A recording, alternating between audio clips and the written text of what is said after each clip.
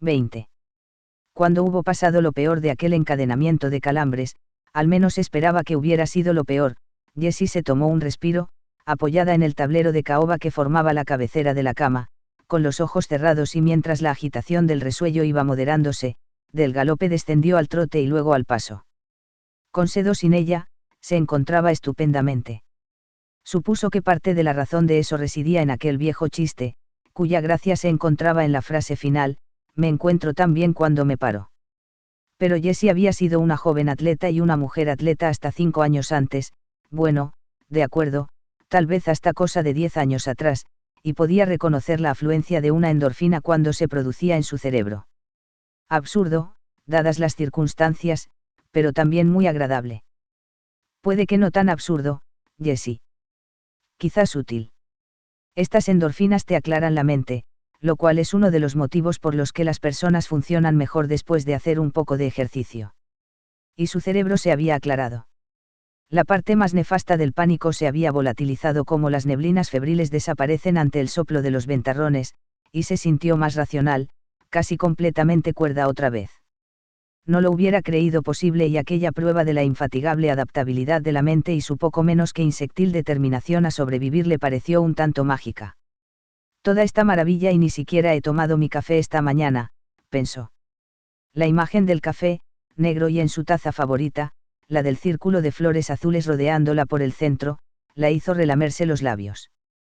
También le recordó el programa Today. Si su reloj interior marchara como era debido, Today estaría empezando en aquel momento. Hombres y mujeres de todo el territorio estadounidense, en su inmensa mayoría sin esposas en las muñecas, se encontrarían sentados a la mesa de la cocina, entregados a la tarea de beber tazas de café o vasos de zumo de frutas para acompañar las rosquillas o los huevos revueltos, o quizá tomaran esos cereales que, en teoría, tranquilizan el corazón y excitan los intestinos. Estarían disfrutando del espectáculo de las peloteras de Bryant Gumbel y Katie Couric con Joe Garagiola. Poco después, verían a Willard Scott desear un día feliz a una pareja de centenarios. Habría invitados, uno que hablaría acerca de una cosa llamada proporción primordial y de otra llamada el nutrido, otro que demostraría a los espectadores y televidentes cómo evitar que sus perritos pequineses les mordiesen las pantuflas, y otro que les endosaría un rollo publicitario poniendo por las nubes su última película, y ninguno de ellos tendría el más remoto palpito de que en la zona occidental de Maine se estaba produciendo un accidente, que una de las más o menos fieles teleespectadoras no podía ver el programa aquella mañana porque se encontraba esposada a los postes de una cama y a menos de 6 metros de su difunto marido, desnudo, mordisqueado por un perro y comido por las moscas. Volvió la cabeza hacia la derecha y su mirada fue al vaso que Gerald había dejado descuidadamente en su lado del estante poco antes de que la fiesta hubiese empezado.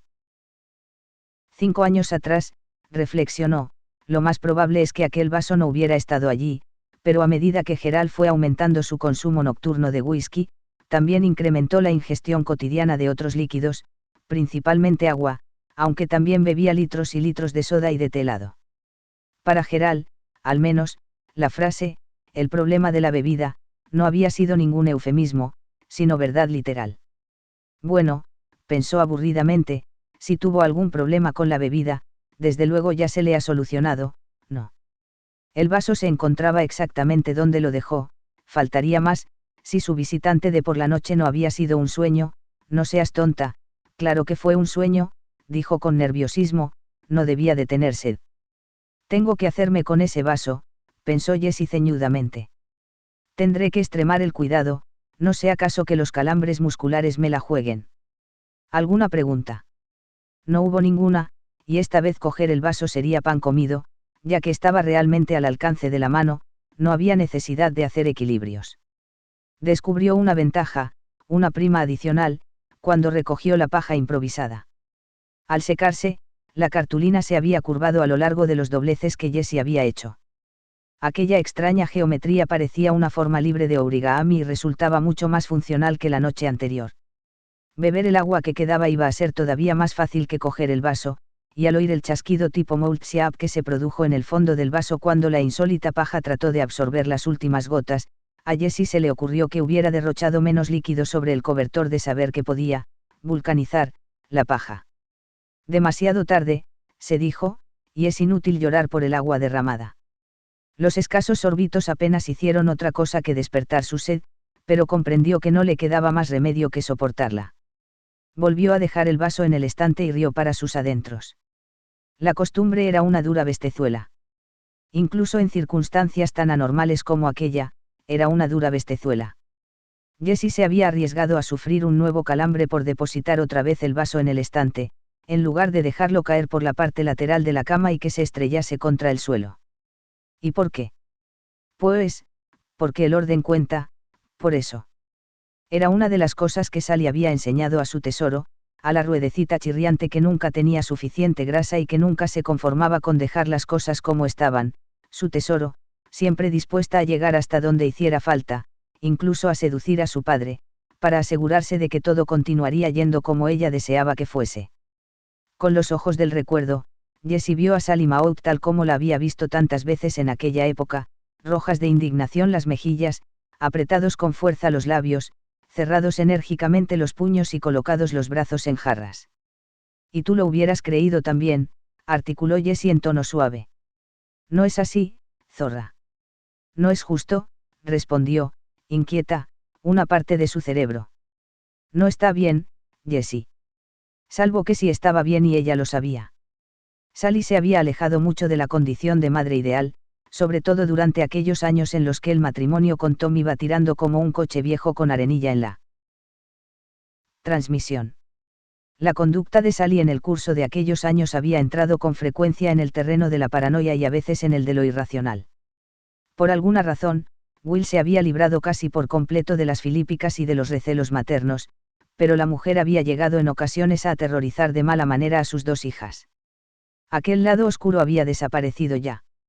Las cartas que Jessie recibía de Arizona eran las notas triviales y aburridas de una anciana señora que vivía para sus noches de bingo de los jueves y que consideraba los años que dedicó a criar a sus hijos una época apacible y feliz. Al parecer se había olvidado por completo de los berridos a pleno pulmón que volcaba sobre Maddie, afirmando que la mataría la próxima vez que dejase de envolver en papel higiénico la compresa usada, antes de tirarla al cubo de la basura, o de aquel domingo por la mañana en que, sin que Jessie llegara a comprender el motivo, irrumpió hecha una furia en el dormitorio de la chica, le arrojó un par de zapatos de tacón alto y luego volvió a marcharse dando un portazo. A veces, cuando recibía alguna de las notas o postales de su madre, aquí, todo bien, cielo, he tenido noticias de Maddie, me escribe muy a menudo, desde que se ha calmado, mi apetito va un poco mejor, a Jessie le entraban ganas de agarrar el teléfono, marcar el número de su madre y gritarle, te has olvidado de todo, mamá. Ya no te acuerdas del día en que me tiraste los zapatos, rompiste mi jarrón favorito y lloré porque creí que debías saberlo, que debías saber que se había roto y te lo dije, incluso aunque habían pasado 3 años desde el día del eclipse. Has olvidado la cantidad de veces que nos metiste el miedo en el cuerpo con tus voces y tus lágrimas. Eso es injusto, Jessie. Injusto y desleal. Puede que fuera injusto, pero eso no significaba que no fuese verdad. Si se hubiera enterado de lo que ocurrió aquel día. La imagen de la mujer en el cepo acudió de nuevo a la mente de Jessie, pero de modo tan fugaz que casi no pudo reconocerla, casi fue como un anuncio subliminal, las manos aprisionadas, la cabellera caída sobre la cara como un velo de penitente, el pequeño grupo de personas que la insultaban y la señalaban con el dedo. Mujeres en su mayoría. Es posible que su madre no lo hubiera dicho sin más ni más, pero sí, habría creído que la culpa fue de Jessie y con toda seguridad habría pensado que hubo seducción consciente por parte de la niña. Tampoco había mucho trecho ciela rueda chirriante a Lolita, ¿verdad? Y enterarse de que entre su marido y su hija ocurrió algo de tipo sexual probablemente la hubiera inducido a abandonar la idea de marcharse y lo cierto es que la abandonó. Creerlo. Puedes apostar a que lo hubiera creído. Esta vez, la voz de la corrección no se molestó en apuntar siquiera la más tímida protesta y Jessie tuvo una súbita y clarividente intuición, su padre había captado al instante lo que ella tardó casi 30 años en comprender. Tom Maud supo la verdad de los hechos del mismo modo que había sabido las extrañas condiciones acústicas del salón comedor de la Casa del Lago. Su padre la utilizó aquel día en más de un sentido. Jessie esperó que una riada de emociones negativas acompañase como secuela aquella triste percepción, al fin y al cabo, ella había sido un señuelo para el hombre cuya obligación primordial era amarla y protegerla. Tal riada negativa no se produjo. Tal vez ello se debiera en parte a que aún estaba en alas de las endorfinas, pero Jessie supuso que el alivio era la causa fundamental, al margen de lo sórdido que pudiera haber sido aquel asunto, al final había logrado zafarse de él. La maravillaba, sobre todo, haber sido capaz de mantenerlo en secreto durante tanto tiempo, maravilla a la que se unía cierta incómoda perplejidad. De las decisiones que adoptó a partir de aquel día, cuántas se vieron directa o indirectamente influidas por lo sucedido durante el último minuto que estuvo encima de las rodillas de su padre, mientras contemplaba a través de 2 o 3 trozos de cristal ahumado aquel inmenso lunar del cielo. Y su situación actual, era consecuencia de lo que había ocurrido durante el eclipse. Oh, eso es demasiado, pensó. Si me hubiese violado, quizás sería distinto. Pero, en realidad, lo que pasó aquel día en el porche no fue más que otro accidente, y no muy grave, desde luego. Si quieres saber lo que es un accidente grave, Jess, no tienes más que echarle una ojeada a la situación en que te encuentras ahora. También podría culpar a la señora Gillette por haberme arreado un cachete en la mano en aquella fiesta al aire libre, el verano en que yo tenía 4 años. O a una idea que había llegado por el canalillo natal. O a los pecados cometidos en una vida anterior y que estaban aún por expiar. Además, lo que me hizo en el porche no fue nada comparado con lo que me hizo en la alcoba. Y no era preciso soñar aquella parte de la cuestión, estaba allí, perfectamente clara y perfectamente accesible. 21. Al levantar la cabeza y ver a su padre de pie en el umbral del dormitorio, su primer gesto, un gesto instintivo, fue cubrirse los pechos cruzando los brazos sobre ellos. Pero al observar la expresión triste y culpable de Tom Mahout, los dejó caer de nuevo, aunque notó que una oleada de calor ascendía a sus mejillas y supo que su propio rostro adoptaba los irregulares y desagradables tonos rojizos que constituían su propia versión del rubor pudoroso. No tenía allí nada que enseñar, bueno, casi nada, pero se sintió más que desnuda, y tan violenta que casi podía jurar que le chisporroteaba la piel. Pensó, ¿y si a los demás les diera por volver antes de lo previsto? ¿Y si mamá entrase aquí en este momento y me viera tal como estoy ahora, sin la blusa? La sensación de mortificada incomodidad se convirtió en vergüenza, la vergüenza en terror e incluso, una vez se puso la blusa y empezó a abotonársela, notó que aún había otra emoción subyacente. Era una sensación de rabia, no muy distinta de la cólera taladrante que experimentaría años después, cuando comprendiese que Gerald sabía lo que ella quería decir, pero simulaba ignorarlo. Sintió aquella rabia porque no merecía estar avergonzada y aterrorizada. Después de todo, él era el adulto, él fue quien dejó en la parte posterior de sus bragas aquel extraño engrudo de olor tan raro, él era el que debía sentirse avergonzado, pero las cosas no ocurrían así. En absoluto estaban ocurriendo así. Para cuando hubo terminado de abotonarse la blusa e introducir los faldones bajo la cintura del pantalón, la rabia había desaparecido, o, mejor dicho, se había retirado a su caverna. Y lo que Jessie continuaba teniendo en la cabeza era la idea de que su madre iba a volver antes de lo esperado. El que ella, Jessie, estuviese otra vez completamente vestida carecería de importancia. La circunstancia de que acababa de suceder algo malo lo llevaban grabado en el rostro, permanecía flotando allí fuera, tan inmenso como la vida y 2 veces más deplorable. Jessie lo veía en el semblante de su padre y lo notaba en el suyo propio.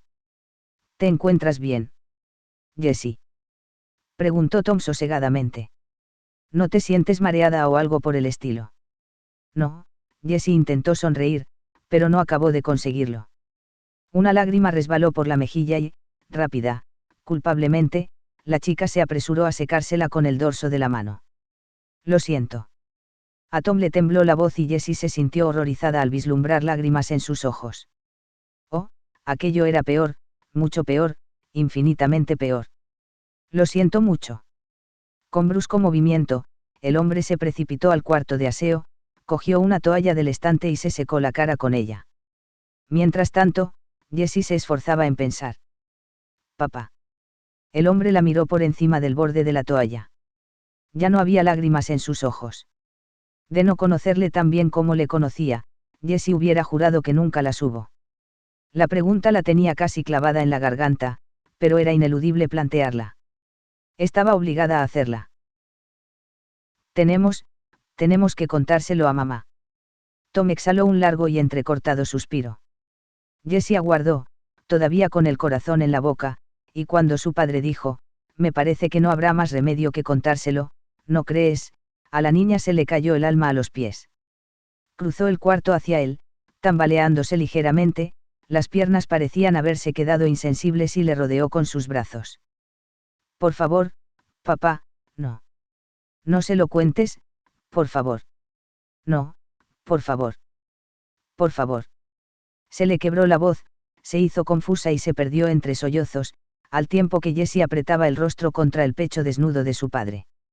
Al cabo de un momento, Tom pasó los brazos alrededor de su hija, en esa ocasión a la antigua manera paternal. Va a ser un trago, confesó, porque nuestras relaciones son bastante tensas últimamente, dulzura. Me sorprendería que no lo supieses, la verdad. Una cosa como esta empeoraría una barbaridad esas relaciones. Desde hace algún tiempo, tu madre no se manifiesta, bueno, demasiado afectuosa y ese es el meollo del problema. Un hombre tiene, ciertas necesidades. Algún día lo comprende, pero si ella se entera, dirá que todo fue culpa mía. Ah, no, eso no lo creo, dijo Tom, pero en su tono se apreciaba la sorpresa, teniendo en cuenta, y, para Jessie, era tan espantoso como una sentencia de muerte. No. Estoy seguro, bueno, bastante seguro, de que salí. Jessie alzó hacia su padre unos ojos enrojecidos, de los que brotaban profusamente las lágrimas. Por favor, no se le cuentes, papá, por favor. No, por favor. No, por favor. Él le dio un beso en la frente. Pero, Jessie, tengo que hacerlo. Tenemos que decírselo. ¿Por qué? ¿Por qué, papá? ¿Por qué? 22. Jessie cambió ligeramente de postura. Tintinearon las cadenas, los grilletes también resonaron contra la madera de los postes de la cama. La luz entraba a raudales por las ventanas del este.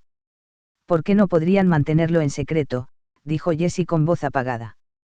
Porque si al final esto va a salir a la luz, Jessie, es mejor para nosotros que salga ahora a que lo haga dentro de una semana o dentro de un mes, o dentro de un año. Incluso dentro de 10 años. Con qué habilidad la manipuló, primero la disculpa, después las lágrimas y, finalmente, el truco del sombrero, gracias al cual convirtió su problema en el problema de Jessie. BRR Fox, haz lo que te plazca, pero no me tires en ese zarzal. Hasta que, finalmente, le juró que guardaría el secreto eternamente, que los torturadores no se lo arrancarían ni aunque utilizasen tenazas y carbones encendidos. Se acordaba de la escena, se veía a sí misma prometiéndole algo como eso, entre un diluvio de lágrimas ardientes y horrorizadas. Al final, Tom dejó de menear la cabeza y se limitó a mirar a través de la habitación con los párpados entrecerrados y los labios comprimidos. Jessie lo vio por el espejo y tuvo la casi absoluta certeza de que él sabía que estaba observándole. No podrás contárselo a nadie nunca, había dicho Tom por último, y Jessie recordaba el arrebato de alivio que sintió al oír aquellas palabras. Lo que su padre estaba diciendo era mucho menos importante que el tono en que lo decía. Jessie había oído aquel tono muchas veces, y no ignoraba que a su madre le ponía frenética el que ella, Jessie, le indujese a hablar así con mayor frecuencia que la propia Sally. He cambiado de idea, significaba. Va en contra de mi buen juicio, pero he cambiado de parecer, me pongo de tu parte. No, había asentido Jessie. Su voz fue titubeante y le costó trabajo contener las lágrimas. No lo diría, papá, nunca jamás. No solo a tu madre, insistió Tom, sino a nadie. En la vida. Es una responsabilidad tremenda para una chiquilla, Pumpkin. Puedes caer en la tentación. Por ejemplo, si a la salida de clase vas a estudiar con Caroline Klein o Tammy Hough y una de ellas te cuenta un secreto suyo, es posible que luego tú quieras corresponder, contárselo a ellas. Jamás, jamás de los jamases. Y su padre sin duda vio la verdad en la expresión de Jessie, la mera idea de que Caroline o Tammy se enterasen de que su padre la había magreado llenó a Jessie de horror. Satisfecho en cuanto a aquel punto, Tom pasó a lo que, supuso Jessie, había constituido su principal preocupación. O a tu hermana. La empujó, apartándola de sí y, durante largo rato, la contempló con gesto severo. Puede surgir una ocasión, verás, en que desees decirle, papá, yo nunca, calla y déjame terminar, Pumpkin. Vosotras dos estáis muy unidas, lo sé, como también sé que a veces las chicas sentís el apremiante deseo de compartir confidencias que, normalmente, no contaríais. Si a ti te ocurriera eso con Maddie, podrías mantener la boca cerrada. Sí. En su desesperada necesidad de convencerle, Jessie había empezado a llorar otra vez. Claro que era muy probable que se lo contara a Maddie, si en el mundo existía alguien con quien ella pudiera compartir un secreto, ese alguien sería su hermana mayor, salvo por un detalle. Maddie y Sally tenían la misma clase de confianza íntima que Jessie y Tom habían compartido, y si en un momento de debilidad Jessie hubiera contado a su hermana lo ocurrido en el porche, las probabilidades de que su madre lo supiera antes de que anocheciese eran muy altas. De acuerdo con esa idea, Jessie pensó que quedaría descartada fácilmente la tentación de contárselo a Maddie. ¿Estás segura de verdad?, preguntó Tom, dubitativamente. Sí. Segurísima de verdad. Tom había empezado a menear de nuevo la cabeza de manera un tanto pesarosa, lo cual volvió a asustar a Jessie. Creo, Pumpkin, que quizás sea mejor explicarlo todo claramente y enseguida. Tomar la medicina de una vez. Quiero decir, que tu madre tampoco va a matarnos. Sin embargo, Jessie había oído el enojo de Sally cuando Tom propuso que se excusara a la niña de la excursión al Monte Washington, y no solo se trataba de enojo. No le hacía gracia pensar en ello, pero en aquel punto no le era posible permitirse el lujo de negarlo. También había celos y algo muy próximo al odio en la voz de su madre. Una imagen, momentánea, pero de paralizante diafanidad, acudió a la mente de Jessie mientras estaba con su padre en el umbral de la entrada al dormitorio, mientras intentaba convencerle de que podía estar tranquilo. A ambos los habían arrojado juntos al camino, como Hansel y Gretel, y eran dos seres sin hogar, que iban de un lado a otro, a través de Estados Unidos, y que dormían juntos, naturalmente. Dormían juntos por la noche. Jessie entonces se vino abajo, su llanto se hizo histérico y empezó a asegurar con voz quejumbrosa que nunca diría nada y a prometerle que siempre sería buena. Su padre la dejó llorar hasta que consideró llegado el momento oportuno de decir en tono grave, ¿sabes? Tienes una energía tremenda para ser una niña pequeña, Pumpkin. Jessie alzó la cabeza para mirarle, húmedas las mejillas y rebosantes los ojos de nuevas esperanzas. Tom Maouta sintió despacio y luego procedió a secarle las lágrimas con la misma toalla que había utilizado él para enjugarse la cara. Nunca he podido negarte nada que realmente desearas y tampoco voy a hacerlo ahora. En fin, lo intentaremos a tu modo. Jessie se arrojó en sus brazos y empezó a cubrirle de besos el rostro.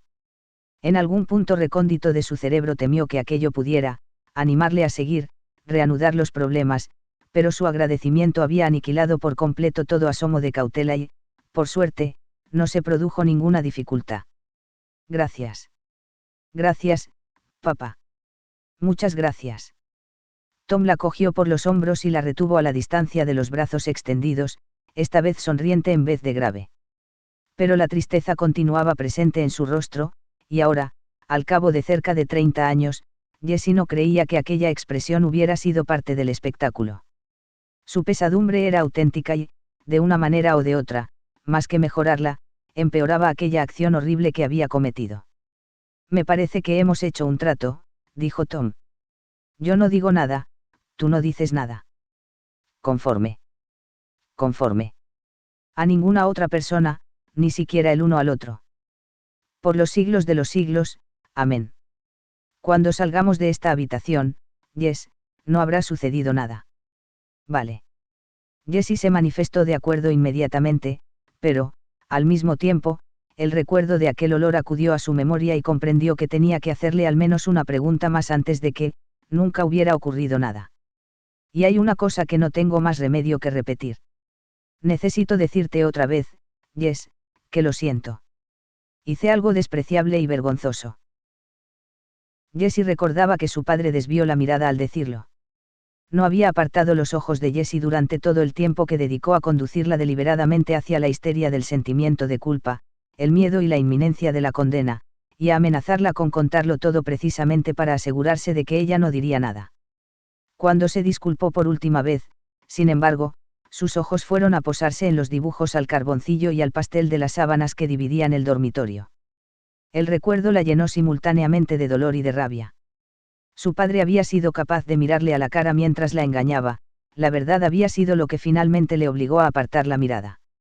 Recordaba que ella había abierto la boca para decirle que no tenía por qué pedir perdón, y que luego cerró los labios, en parte porque temía que lo que dijera acaso le hiciese cambiar de idea, pero principalmente, porque, incluso a los 10 años de edad, se daba cuenta de que tenía derecho a una disculpa. Sally lleva una temporada muy fría, cierto, pero como excusa eso es triste basura. No sé qué es lo que me pasó. Soltó una risita tonta, aún sin atreverse a mirar a Jessie. Quizá fue el eclipse. De ser así, menos mal que, gracias a Dios, jamás volveremos a ver otro. Después, como si hablara para sí, dijo, Jesús, si mantenemos cerrada la boca y al final Sally acaba enterándose. Jessie tenía la cabeza apoyada en el pecho de su padre. No se enterará, dijo. Yo nunca diré nada, papá. Hizo una pausa, antes de añadir, de todas formas, ¿qué podría decir? Exacto. Tom sonrió. ¿Por qué no ha ocurrido nada? Y yo no, quiero decir que no podría.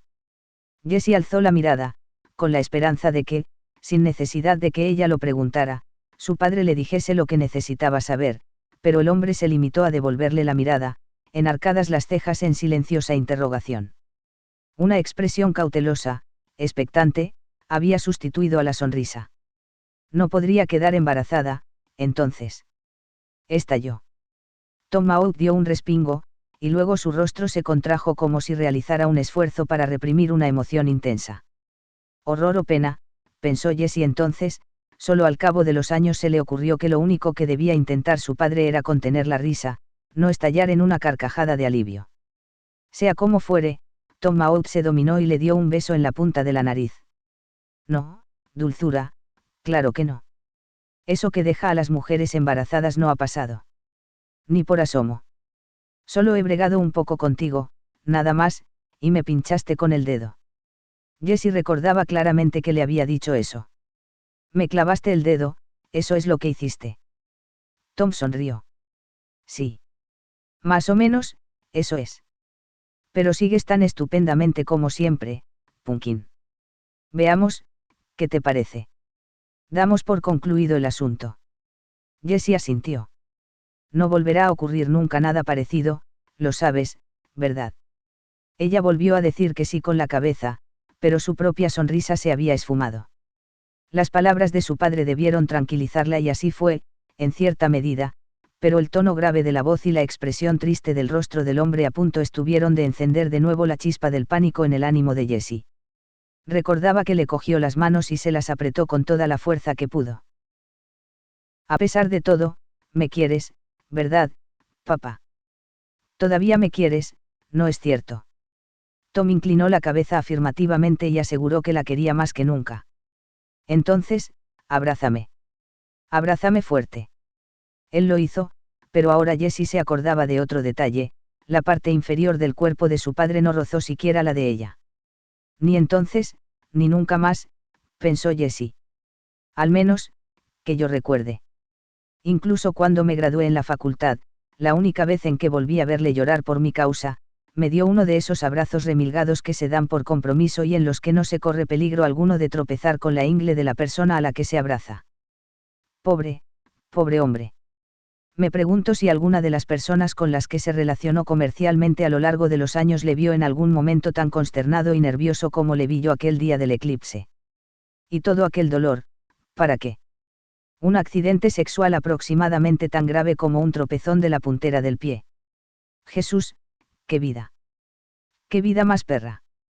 Empezó a mover los brazos como si accionara una bomba, casi sin tener conciencia de ello, con el único deseo de que la sangre siguiera circulando por las manos, las muñecas y los antebrazos. Calculó que probablemente serían las 8 de la mañana, o cerca. Llevaba 18 horas encadenada a aquella cama. Increíble, pero cierto. Habló la voz de Ruth Neary, tan repentinamente que la sobresaltó. Era una voz repleta de disgustado asombro. Todavía le estás buscando excusas, ¿eh? Al cabo de todos estos años, sigues dejándole al margen de la cuestión y echándote toda la culpa. Incluso ahora. Fabuloso. Ya está bien. Exclamó Jessie, ronca la voz. Eso no tiene nada que ver con el apuro en que me encuentro ahora. Mira que llegas a ser ingenua, Jessie. Y aunque así fuera, continuó, alzando ligeramente el tono, aunque así fuera, maldito si tiene algo que ver con la manera de salir de este aprieto, de modo que cierra el pico. Tú no eres ninguna Lolita, Jessie, por mucho que él pueda habértelo hecho creer. Estás a tropecientos años luz de Lolita. Jessie se abstuvo de contestar. Ruth lo hizo mejor, se abstuvo de callar. Si continúas creyendo que tu papaíto era un perfecto caballero dedicado en cuerpo y alma a defenderte casi continuamente de tu mamaíta dragón y de su ígnea respiración, vale más que recapacites un poco. Cierra el pico. Jessie aceleró el movimiento ascendente y descendente de los brazos. Las cadenas tintinearon, las esposas repicaron. Calla de una vez. Lo tenía planeado, Jessie. Es que no te das cuenta. No fue un acto imprevisto, un padre que está a dieta y que va tan salido que, de pronto, no puede contenerse y se corre, lo tenía planeado. Mentira. Gruñó Jessie. El sudor resbalaba de sus sienes en gruesas y claras gotas. Ah, sí. Bueno, pues pregúntate una cosa, ¿de quién fue la idea de que te pusieras el vestido de playa? Aquel tan cortito y tan ceñido. ¿Quién sabía que tú ibas a estar escuchando, admirativamente, la conversación que mantenía con tu madre, liándola a modo? ¿Quién te puso las manos sobre las tetas y quién llevaba aquel día pantalones cortos de deporte y nada de calzoncillos debajo? Se imaginó de pronto a Brian Gumbel, hecho un brazo de mar con su elegante terno y su pulsera de oro, de pie allí en el cuarto, cerca de la cama, mientras, a su lado, un muchacho enfocaba una cámara portátil de televisión y tomaba una panorámica completa del cuerpo femenino casi completamente desnudo, antes de centrarse en el rostro sudoroso y moteado de manchas rojizas. Brian Gumbel, en directo con Esposada, se inclina, con el micrófono en la mano, para preguntarle, cuando comprendió por primera vez que su padre andaba loco por meterle mano, Jessie. Jessie dejó de mover los brazos y cerró los ojos. En su rostro apareció una expresión obstinada. Se acabó, se dijo. Me parece que puedo convivir con Ruth y con la esposa, e incluso con esas selectas voces extraterrestres que meten la cuchara de vez en cuando, pero no estoy dispuesta a aguantar una entrevista en directo con Brian Gumbel, vestida nada más que con un par de braguitas manchadas. Incluso aunque sea una entrevista imaginaria, no lo soporto. Se acabó. Dime solo una cosa, Jessie, terció otra voz. No era extraterrestre, era la de Nora Calligan. Una cosa más y consideraremos cerrado el asunto, al menos de momento y probablemente de manera definitiva. De acuerdo. Cauta, a la expectativa, Jessie guardó silencio. Cuando ayer por la tarde perdiste los estribos, cuando acabaste arreándole aquella patada, ¿a quién sacudías? A Gerald. Claro que era a Gerald, empezó a decir, pero se interrumpió cuando una imagen, perfectamente nítida, apareció en su cerebro. Era el blancuzco hilo de babas que descendía desde el mentón de Gerald. Lo vio alargarse y caer sobre el diafragma, justo encima del ombligo. Solo un pequeño esputo, eso era todo, nada del otro jueves, después de tantos años y de la infinidad de besos ardientes entregados con los labios entreabiertos y las lenguas batiéndose en duelo de esgrima lasciva. Gerald y ella habían intercambiado ingentes cantidades de lubricidad y el único precio que pagaron por ello fueron unos cuantos resfriados compartidos. Nada del otro jueves, es decir, hasta hoy, cuando Gerald se negó a soltarla cuando ella quiso, cuando necesitó verse libre. Nada del otro jueves hasta que ella olió aquel triste efluvio mineral, el humo que asociaba al pozo de Darkscour, y al mismo lago durante los días de verano, días como aquel 20 de julio de 1963, por ejemplo. Había visto un esputo, había pensado en semen. No, eso no es verdad, se dijo, pero en aquella ocasión no le hizo falta convocar a Ruth para que desempeñase el papel de abogado del diablo, sabía que era verdad.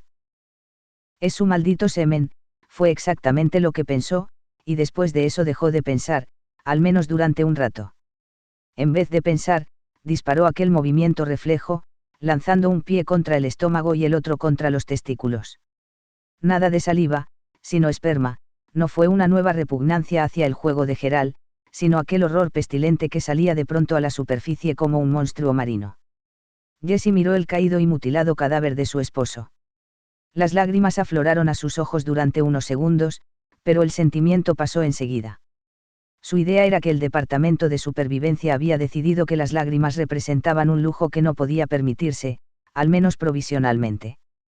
Con todo, estaba muy triste por la muerte de Gerald, sí, claro, pero todavía más triste por el hecho de encontrarse allí, en aquella situación. Sus ojos miraron el aire, por encima del cuerpo de Gerald, y los labios se curvaron en una sonrisa lamentable y dolorida. Me parece que eso es todo lo que tengo que decir en este momento, Bryant. Transmite mis mejores deseos a Willard y Katie. Y, a propósito, ¿te importaría abrir estas esposas antes de irte? No sabes cuánto te lo agradecería. Bryant dio la callada por respuesta. Cosa que a Jessie no le sorprendió en absoluto. 23. Si vas a sobrevivir a esta experiencia, Jess, te aconsejaría que has de revisar el pasado y pensaras en lo que vas a hacer en el futuro, empezando con los próximos 10 minutos o así. No creo que morirse de sed en esta cama sea muy agradable, ¿no te parece? No, no es muy agradable que digamos, y Jessie pensó que la sed distaría mucho de ser lo peor de todo. La crucifixión había permanecido en el fondo de su cerebro casi desde el mismo instante en que se despertó, sobrenadando como algo desagradable que no acababa de sumergirse y que se encontraba tan saturado que tampoco podía elevarse hasta emerger en la superficie. Con vistas a una clase de historia de la facultad, había leído un artículo sobre ese encantador antiguo método de tortura y ejecución, y para ella no dejó de ser una sorpresa enterarse de que el viejo truco de las manos y los pies atravesados por clavos solo fuera el principio. Como las suscripciones a revistas y las calculadoras de bolsillo, la crucifixión había sido la gracia que perduraba a lo largo de los años. Con los calambres y espasmos llegaba el verdadero sufrimiento. Aunque a regañadientes, Jessie no tuvo más remedio que reconocer que los dolores que la acosaron hasta entonces, inclusive aquel calambre paralizante que puso fin a su primer ataque de pánico, habían sido simples pellizcos comparados con los que la esperaban. La desgarrarían los brazos, el diafragma y el abdomen y, a medida que transcurrieran las horas irían haciéndose más angustiosos, más frecuentes, más intensos y amplios. Llegado el caso, el entumecimiento empezaría a deslizarse por las extremidades, por mucho que ella se esforzara en mantener la circulación de la sangre, pero ese entumecimiento no aportaría ningún alivio. Para entonces, habría empezado ya a sufrir los calambres más atroces en el pecho y en el estómago. Los clavos no le atravesaban los pies ni las manos y estaba tendida boca arriba, en vez de colgar de una cruz al borde de un camino, como uno de los derrotados gladiadores de Espartaco, pero aquellas variantes no hacían más que prolongar su agonía. Así, pues, ¿qué vas a hacer ahora, cuando todavía no han empezado a cebarse en ti los dolores y aún puedes pensar? Lo que pueda, gruñó Jessie, de modo que cállate y deja que me concentre un poco. Adelante, estás en tu casa. Empezaría con la solución más evidente y continuaría a partir de ahí, si no le quedaba más remedio. ¿Y cuál era la solución más evidente? Las llaves, desde luego. Continuaban encima del tocador, donde las había dejado. 2 llaves, pero ambas eran exactamente iguales. Gerald, que cuando le daba por ahí podía mostrarse cautivadoramente festivo, se refirió a ellas varias veces como hila de recambio. Jessie percibió con toda la claridad las mayúsculas en la voz de su marido. Vamos a suponer, aunque solo sea por debatir el asunto, que fuese capaz de deslizarse fuera de la cama y cruzar la estancia hasta el tocador. Podría echar mano a una de las llaves y utilizarla. A la fuerza, Jessie comprendió que no había nada que hacer, ni la menor posibilidad de conseguirlo. Imaginó que lograba ponerse entre los dientes una de aquellas llaves. Pero, entonces, ¿qué? Seguiría siéndole imposible introducirla en la cerradura. Su experiencia con el vaso de agua le indicó que habría un trecho más o menos insalvable, por mucho que ella se estirase. Vale, descarta las llaves. Baja un peldaño en la escala de probabilidades. ¿Qué puede venir ahora? Se forzó las meninges infructuosamente durante 5 minutos, dándole vueltas y vueltas en la cabeza al problema como si se tratara del cubo de Rubik, y sin dejar de subir y bajar los brazos mientras meditaba. En algún punto, durante esas reflexiones, sus ojos tropezaron con el teléfono colocado encima de la mesita que había cerca de la ventana de la parte oriental. Lo había desechado antes, pero quizás se precipitó. La mesita, después de todo, estaba más cerca que el tocador y el teléfono era mucho más grande que una llave de esposas. Si pudiese arrastrar la cama, acercarla a la mesita del teléfono, no sería capaz de levantar con el pie el receptor y quitarlo de encima de la horquilla. Y si lograra hacerlo, quizá pudiera apretar con el dedo gordo del pie el botón de operador de la parte inferior del aparato, entre las teclas marcadas y almohadilla. Parecía algo propio de un vodevil delirante, pero... Aprieta el botón, espera un poco y luego ponte a chillar como una loca. Sí, y media hora después la gran ambulancia azul de Medcu, de Norbay, o la no menos imponente, aunque de color naranja, con el letrero de equipo de rescate del condado de Casal, se presentaría allí, la acomodarían en una camilla con ruedas y la pondrían a salvo. Una idea loca, sí, pero también lo era la de convertir en una paja la tarjeta de suscripción de una revista. Loca o no, igual salía bien, esa era la cuestión. Ciertamente, sus posibilidades potenciales eran mayores que las de empujar la cama a través del cuarto e intentar luego introducir una llave en la cerradura de las esposas. Sin embargo, la idea de llegar al teléfono planteaba un problema considerable, tendría que dar con el modo de trasladar la cama hacia la derecha, lo que resultaba una tarea ardua a todo serlo. Calculó que, con las tablas de caoba de la cabecera y de los pies, la cama pesaría un mínimo de 135 kilos, y eso contando por lo bajo. Pero lo menos que puedes hacer es intentarlo, nena, y acaso te lleves una sorpresa. Recuerda que enceraron el piso el primer lunes de septiembre, día del trabajo. Si un esquelético perro vagabundo, al que se le ven todas las costillas, ha podido arrastrar a tu esposo, quizá tú consigas mover esta cama. Por intentarlo no pierdes nada, ¿verdad? Un argumento convincente. Jessie llevó las piernas hacia el lado izquierdo de la cama, al tiempo que trasladaba pacientemente la espalda y los hombros hacia la parte derecha. Cuando llegó todo lo lejos que podía llegar, se dio la vuelta sobre la cadera izquierda. Los pies rebasaron el borde de la cama, y de súbito las piernas y el torso no solo estuvieron moviéndose hacia la izquierda, sino que se deslizaron, como una luz que empezara a manifestarse. Un espantoso calambre en zigzag. Le recorrió el costado izquierdo, mientras el cuerpo se estiraba de una forma que ni en las mejores condiciones hubiera pretendido Jessie exigírselo. Sintió como si alguien le pasara rápida y violentamente por el costado un atizador al rojo, desgarrándole la carne.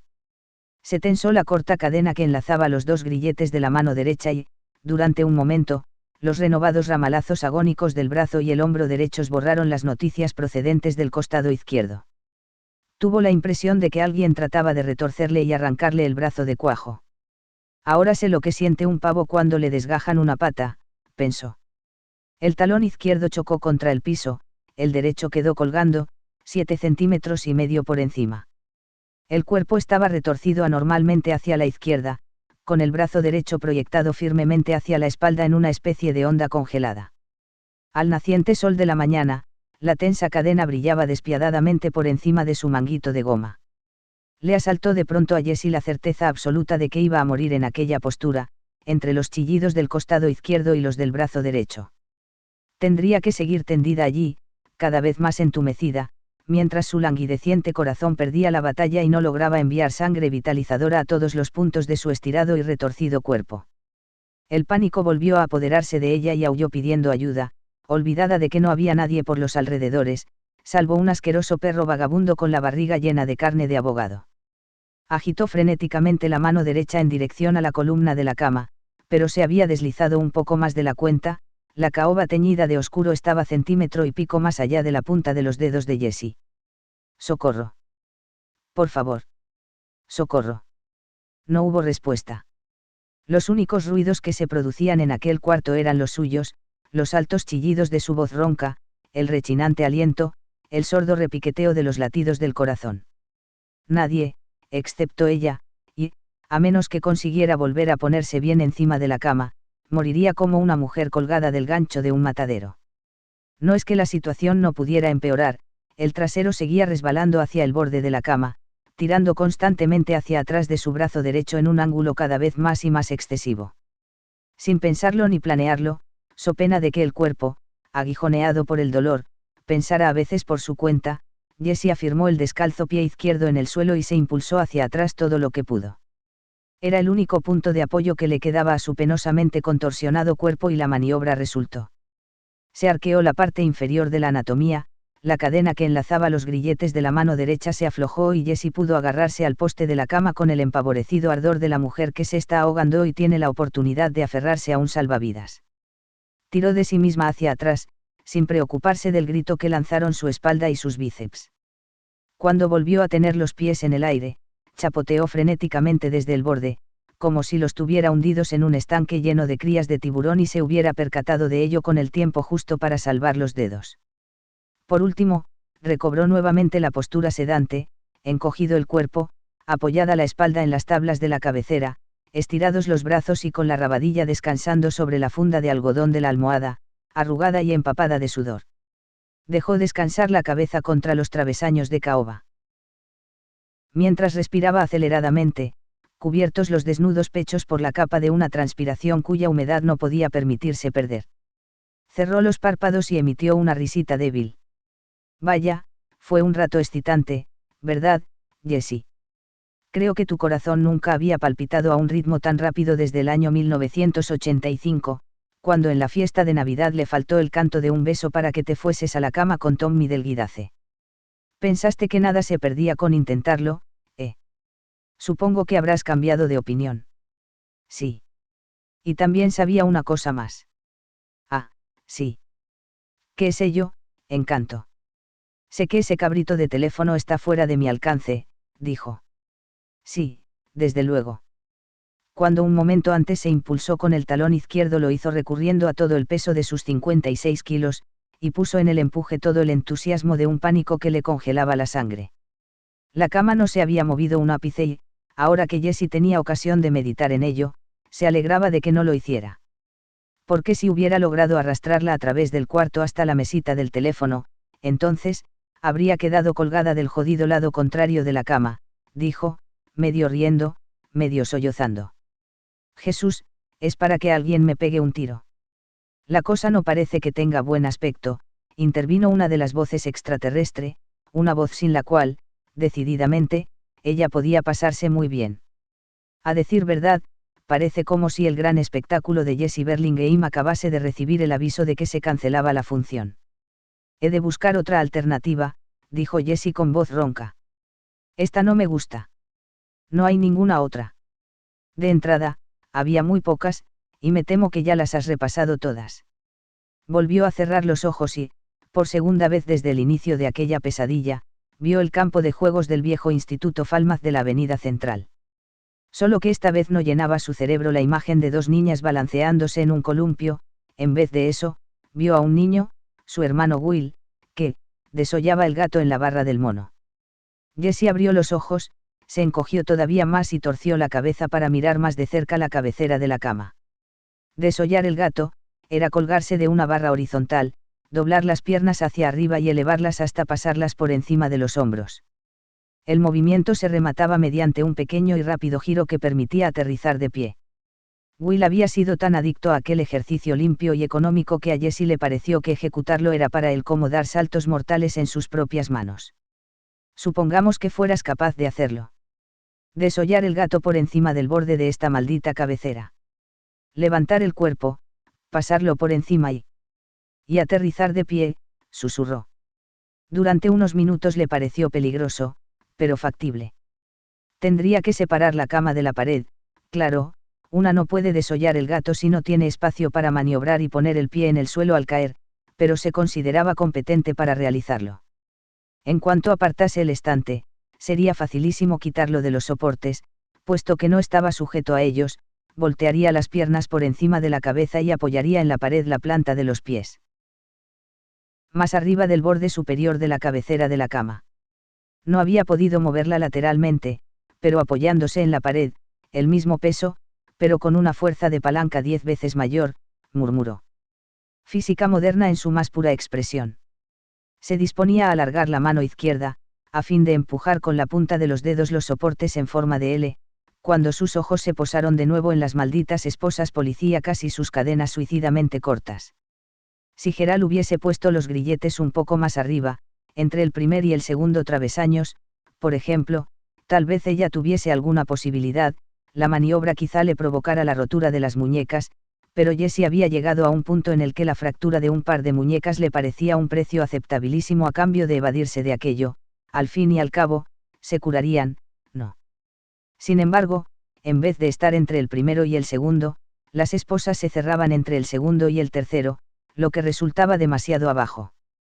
Cualquier tentativa de voltear el cuerpo por encima de la cabecera de la cama acabaría con algo más que un par de muñecas rotas, le dislocaría los hombros, le descoyuntaría los huesos, al cargarse allí todo el peso del cuerpo en su descenso.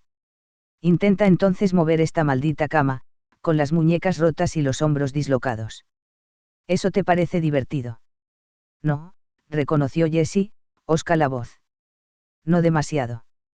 Vayamos directamente al grano, Jess, estás atascada ahí. Puedes decir que soy la voz de la desesperanza, si eso hace que te sientas mejor, o si te ayuda a conservar la cordura durante un rato más. Dios sabe que contra viento y marea estoy a favor de la cordura, pero lo que realmente soy es la voz de la verdad, y la verdad de esta situación es que te encuentras atascada ahí. Jessie volvió vivamente la cabeza hacia un lado, nada deseosa de oír aquella supuesta voz de la verdad, y comprobó que era tan incapaz de acallarla como lo fue de acallar a las otras. Estas son unas auténticas esposas, no esas monerías con los grilletes acolchados por dentro y un resorte oculto que puedes accionar y que te permite librarte de ellas si alguien lleva las cosas demasiado lejos.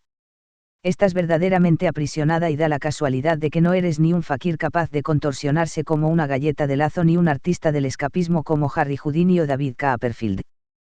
Te digo las cosas tal como las veo, ¿vale? Y tal como las veo, eres la estrella. Jessie recordó de pronto lo ocurrido después de que su padre saliera del dormitorio aquel día del eclipse, cuando ella se echó de bruces encima de la cama y estuvo llorando hasta que parecía que su corazón iba a estallar, a derretirse o a dejar para siempre de latir. Y ahora, mientras empezaban a temblarle los labios, creyó encontrarse en una situación anímica notablemente parecida a la de entonces, cansada, confusa, asustada y perdida. Perdida más que ninguna otra cosa. Rompió a llorar, pero tras unas cuantas lágrimas iniciales, sus ojos se negaron a seguir produciéndolas, al parecer surtían efecto medidas de razonamiento más estrictas. De todas maneras, no dejó de llorar, sin lágrimas, con la garganta plena de sollozos secos como papel de lija.